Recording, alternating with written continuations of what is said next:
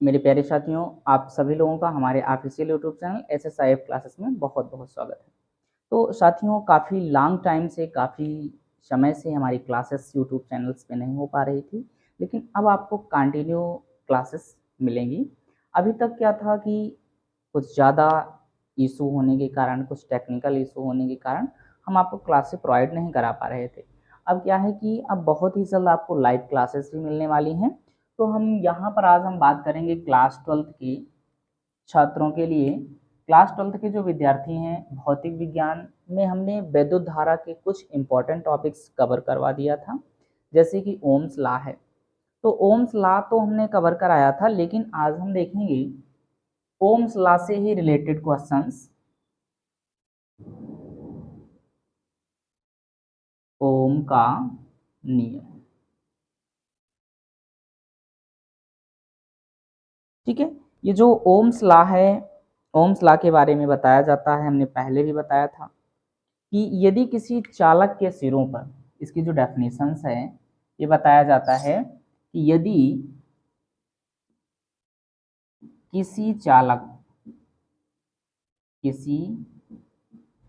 चालक में कोई परिवर्तन ना हो,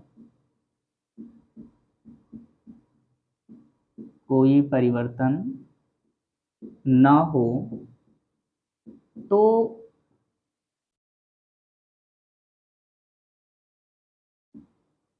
उस चालक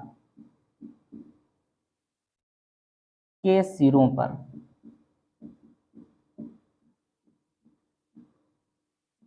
लगाया गया विभवांतर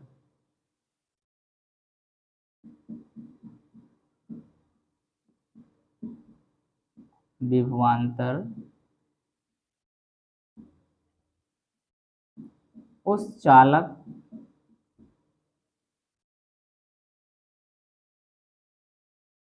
में प्रवाहित धारा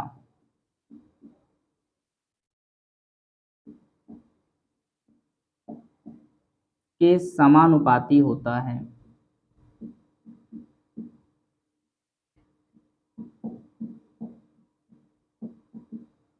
इसकी नॉर्मल सी डेफिनेशन यही है, यदि किसी चालक में कोई परिवर्तन ना हो, ठीक है, उस चालक में दिए गए विभवांतर, उस चालक में चालक के सिरों पर लगाया गया विभवांतर उस चालक में प्रवाहित धारा के समानुपाती होता है। इसे ही क्या कहा जाता है? ओम्स का नियम कहते हैं। ठीक है, अर्थात जैसे मान लीजिए हमारे पास कोई चालक है, यहाँ पर ध्यान से देखिएगा, ये एक चालक है,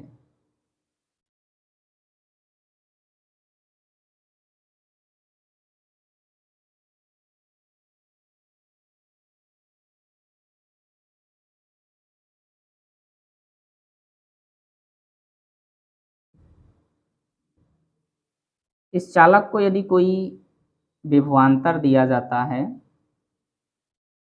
ठीक है, ये चालक के सिरों पर जो विभवांतर दिया जाता है, इसमें प्रवाहित धारा क्या हो जाएगी? I हो जाएगी, ठीक है, दिया गया विभवांतर B। तो इस चालक के सिरों पर, यानी कहा जाए जब भी किसी भी चालक में भौतिक रूप से चालक की अवस्थाओं में कोई परिवर्तन ना हो, तो उस चालक में दिया गया जो विभवांतर होता है, उस चालक में प्रवाहित धारा के समानुपाती होता है। तो यानी कि यहाँ पर कह सकते हो V प्रोपोर्शनल टू I। ठीक है, इसको हम क्या लिख सकते हैं? B प्रोपोर्शनल टू I, अर्थात V is equal to IR। So students, R is equal to क्या हो जाएगा? V अपान I हो जाएगा। और यहाँ पे जो R निकल कर आया, ये क्या है? अवरोध है। R यहाँ पर क्या है? अवरोध है, जिसको हम प्रतिरोध कहते हैं। प्रतिरोध, प्रतिरोध का जो मात्रक होता है वो ओम होता है। प्रतिरोध का मात्रक ओम होता है। प्रतिरोध का मात्रक क्या होता है? ओम होता है। यदि स्टूडेंट्स कहा जाए, और ये जो ओम है ये कहाँ से लिया गया है? ग्रीक भाषा का ओमेगा है। ठीक है, जो ये ओम दिख रहा है, ये ओम को हम ग्रीक भाषा का ओमेगा कहते हैं। अगर हम यहीं पर और आगे देखें कि प्रतिरोध क्या होता है, तो किसी चालक में प्रवाहित धारा और विभवांतर के अनुपात को ही हम प्रतिरोध कहते हैं। तो ये हुआ स्टूडेंट्स प्रतिरोध, और यही प्रतिरोध हमें क्या करना है? प्रूफ करना है। कौन से? विद्युत धारा के अकॉर्डिंग। तो आपके समझ में आ गया होगा। एक बार फिर से हम दोहराते हैं इनकी डेफिनेशन की ओम का नियम क्या होता है। यदि किसी चालक तार या किसी चालक में भौतिक रूप से कोई परिवर्तन ना हो, तो उस चालक में प्रवाहित धारा या उस चालक में दिया गया विभवांतर उस चालक में प्रवाहित धारा के समानुपाती होता है। अर्थात यहाँ पर हमने बताया B proportional to I, V is equal to क्या हो जाएगा? IR। ये प्रोपोर्शनल टू का साइन चेंज हुआ तो ये IR हो गया। R इज इक्वल टू क्या हो गया? V अपान I हो गया। तो यहाँ पर R क्या है स्टूडेंट्स? अवरोध है, जिसको हम प्रतिरोध कहते हैं, और प्रतिरोध का मात्रक ओम होता है, और ये ग्रीक भाषा का ओमेगा शब्द लिया गया है ओमेगा से। तो ये स्टूडेंट्स आपने नोट कर लिया होगा। अब इसके पश्चात हम इसका प्रूफ देखते हैं। चलिए इसको इरेज करते हैं।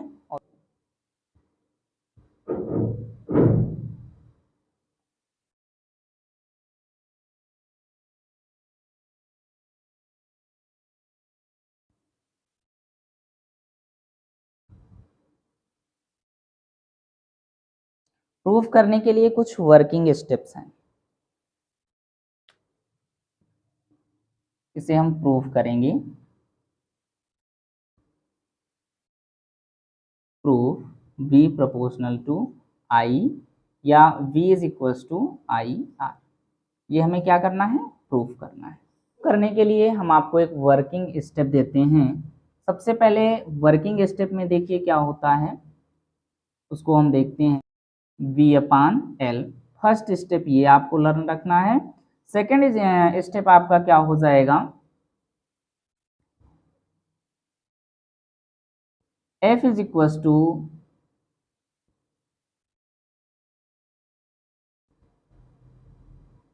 E into E.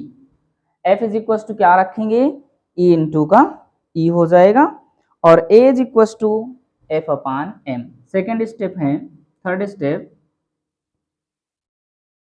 A is equal to F upon M, और फोर्थ स्टेप पे आपको लर्न रखना है VD is equal to UT plus गति का प्रथम समीकरण V is equal to U plus AT। ठीक है, लास्ट स्टेप आपका क्या है? E इंटू का A इंटू का VD। ये 5 स्टेप्स आपको क्या करना है? तैयार कर लेना है, लर्न कर लेना है ओम के नियम को प्रूफ करने के लिए। E is equal to V upon L, F is equal to E upon E into का E, और A is equal to F upon M, VD is equal to U plus AT, और I is equal to NEAVD। इसको आपको अच्छे से तैयार कर लेना है। तो चलिए हम जानते हैं,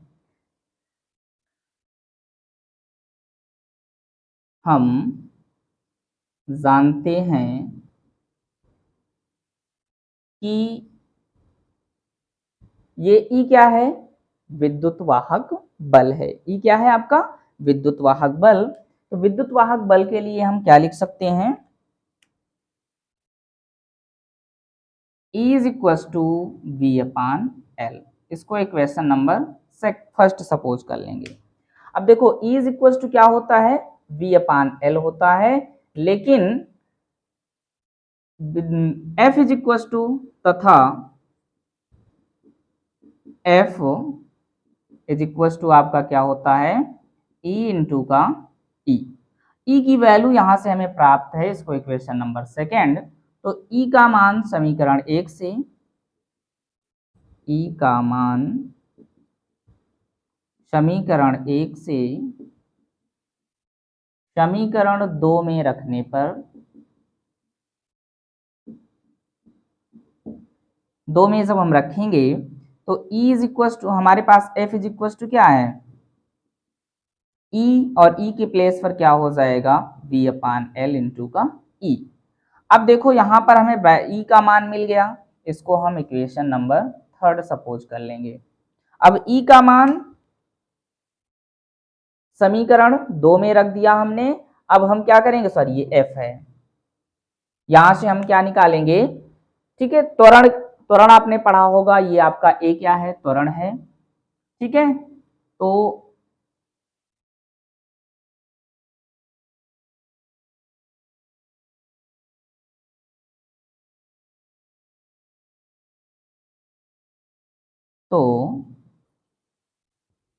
A is equal to F upon M, इसको इक्वेशन नंबर 4 सपोज कर लीजिएगा। अब एक F का मान समीकरण 4 में रखने पर, F का मान समीकरण 4 में रखने पर, समीकरण 4 में जब हम रखेंगे तो हमारे पास क्या हो जाएगा, F इज इक्वल टू क्या है, V अपान L इंटू का E है, और हमने यहां से निकाला है A is equal to F upon M। ये हम जानते हैं त्वरण का फॉर्मूला होता है। तो यहां से हमारे पास A इज इक्वल टू क्या हो जाएगा, F की जगह पर ये पूरी डाटा फिल करेंगे, तो V इंटू का E अपान L और टोटल अपान क्या हो जाएगा M, इसको इक्वेशन नंबर 5 सपोज कर लेंगे। नाउ नेक्स्ट आगे देखेंगे, यहाँ पर F का मान समीकरण 4 में रख दिया हमने। अब F का मान समीकरण 4 में रखने के पश्चात हम देखेंगे कि गति के प्रथम समीकरण से, गति के प्रथम समीकरण से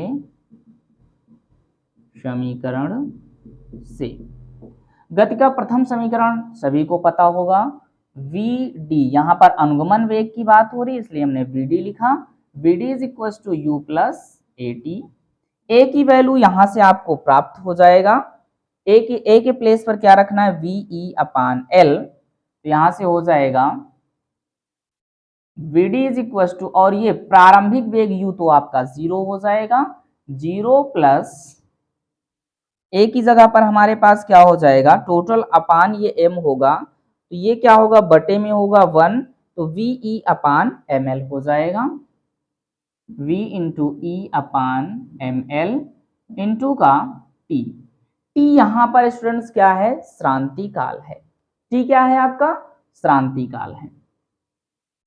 यहाँ T क्या है, इज इक्वल टू टाउ, यानी कि इसको लिख सकते हो, ये यहाँ पर श्रांति काल है।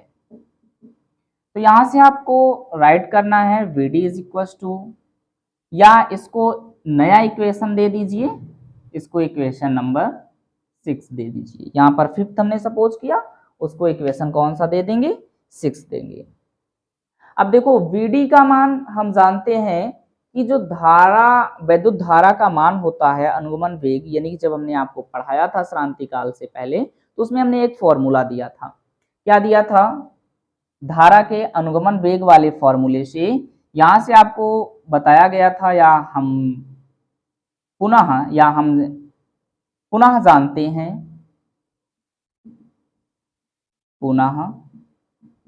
जानते हैं, या चूंकि करके आप लिख सकते हो, I इज इक्वल टू क्या होता है, N into E into A into Vd होता है। Vd की वैल्यू हमने यहाँ से निकाली है, और ये जो T है ये श्रांति काल है, इसको हम श्रांति काल के रूप में लिखेंगे। तो I इज इक्वल टू आपके पास क्या हो जाएगा, N इंटू का E इंटू का A, और Vd की जगह पर हो जाएगा V इंटू का E अपान ML इंटू का टाउ। क्या हो जाएगा, टाउ हो जाएगा। अब यहां से ध्यान से देखिएगा कि इसको हम क्या लिख सकते हैं, I is equal to N into का E और E का मल्टीप्लाई E स्क्वायर हो जाएगा, इंटू का हमारे पास A इंटू का V इंटू का टाउ और टोटल अपान क्या हो जाएगा, ml हो जाएगा। ध्यान से देखिएगा, अगर हम दोनों पक्षों में क्या कर दें, यदि दोनों, इसको हमें क्या बनाना है, I अपान v, अगर v का मल्टीप्लीकेशन करते हैं, ठीक है, v is equal to I R होता है, ये भी हम जानते हैं, v इज इक्वल टू क्या होता है, आई आर होता है, लेकिन यहाँ पर i इज इक्वल टू क्या आ रहा है, आर वी आता है, ठीक है। उन्होंने क्या किया, इस v को इधर ट्रांसफर कर दिया, ये जो v है इसको इधर ट्रांसफर कर दिया, तो i अपान v इधर मल्टीपल फॉर्म में है, इधर किस में आ गया, डिवाइड फॉर्म में हो गया, n into E square into का a इंटू का टाउ हो जाएगा, और इसको ये अपान में क्या हो जाएगा, ml हो जाएगा। तो हमने जब फॉर्मूला देखा था, ठीक है, इसी को उन्होंने क्या मान लिया है, यानी कि इसको हम आई अपान वी, जब हमने फॉर्मूला राइट किया है तो v is equal to I R है, और r इज इक्वल टू क्या होता है, v अपान आई होता है। तो यदि हम इसको उलट दें, इसको हम पलट दें, तो इसको हम क्या लिख सकते हैं, v अपान आई के फॉर्म में, और यही पोजीशन आपका उल्टा हो जाएगा, तो इसको हम लिख देंगे ml अपान n इंटू ई का स्क्वायर इंटू a इंटू का टाउ। ये पार्ट हो गया, समझ में आया कि इसको हम उल्टा कर देंगे। तो ओम्स ने क्या किया है, इस पूरे पार्ट को एक कांस्टेंट माना है, ठीक है, ओम के अनुसार, ओम के अनुसार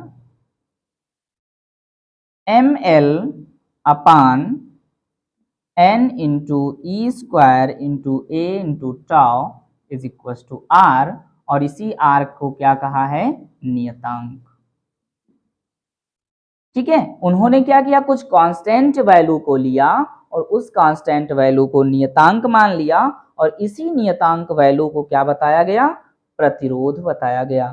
तो इसको हम क्या लिख सकते हैं, ये पूरी वैल्यू की जगह पर r, क्योंकि ये पूरी पूरी की पूरी वैल्यू कांस्टेंट वैल्यू है, और कांस्टेंट वैल्यू को ओम के अनुसार नियतांक माना गया है।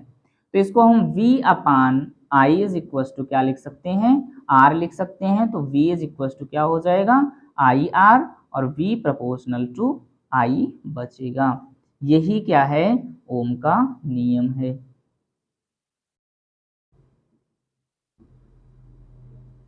समझ में आया ओम का नियम क्या होता है। इस मेथड से कम स्टेप में आप जल्दी से सॉल्व कर सकते हो। ओम का नियम यहाँ से समझाया गया है, और ओम के नियम को किस प्रकार से हमने सॉल्व किया, बहुत ही इजी वे से। इन कॉन्सेप्टों को काउंट कर लो, 1 2 3 4 5 6 7 8 9 10 11, लगभग 10 11 से 12 स्टेप में ये सॉल्व होता है। तो आपको हमने की पॉइंट दिया, एग्जाम में इसको राइट नहीं करना है, ये जो पार्ट है इसको राइट नहीं करना, ये आपको लर्न करने के लिए हमने दिया है, इसको लर्न कीजिएगा। तो ये था ओम के नियम का निगमन। बोर्ड एग्जाम में बहुत बार आता है, निगमन करके पूछता है, ठीक है। तो निगमन कैसे किया गया, वही 5 वर्किंग स्टेप को लर्न करके। ये 5 हमारे क्या हैं, वर्किंग स्टेप हैं।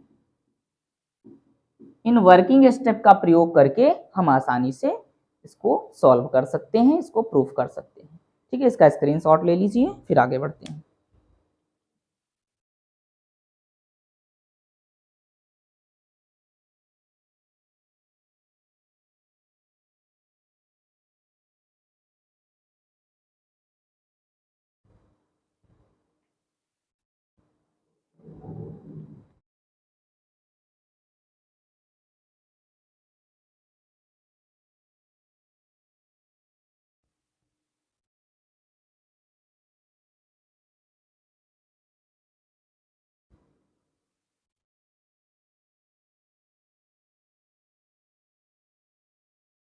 लास्ट टॉपिक है हमारे पास, या लास्ट टॉपिक नहीं कह सकते हो, एक और टॉपिक हम पढ़ते हैं, प्रतिरोध को प्रभावित करने वाला कारक।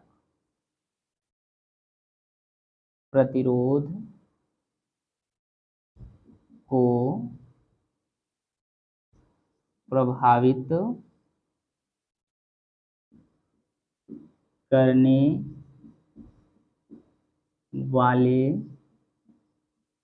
कारक।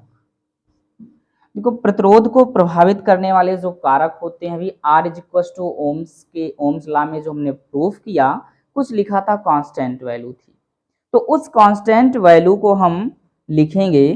तो वो कांस्टेंट वैल्यू हमारे पास क्या थी, constant value R is equal to हमने क्या लिया था, देखा था ml/n into E square into का ए था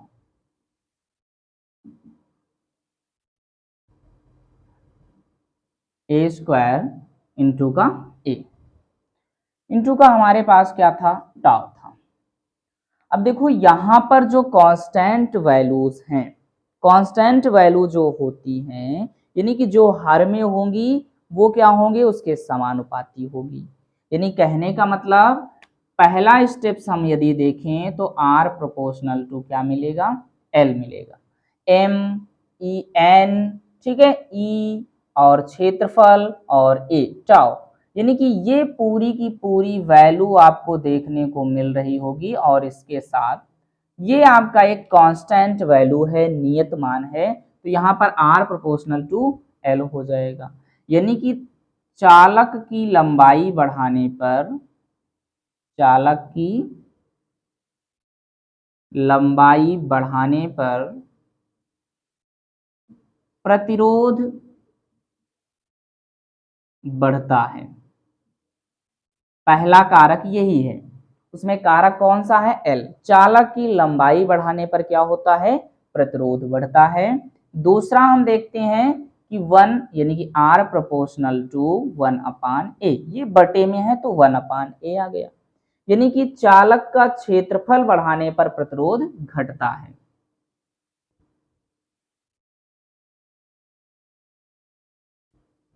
चालक का क्षेत्रफल बढ़ाने पर प्रतिरोध घटता है। क्षेत्रफल बढ़ा देंगे तो प्रतिरोध क्या हो जाएगा, घट जाएगा। अब एक इसमें और बचता है वो है श्रांति काल। थर्ड पे है श्रांति काल, तो R प्रोपोर्शनल टू 1/टाउ।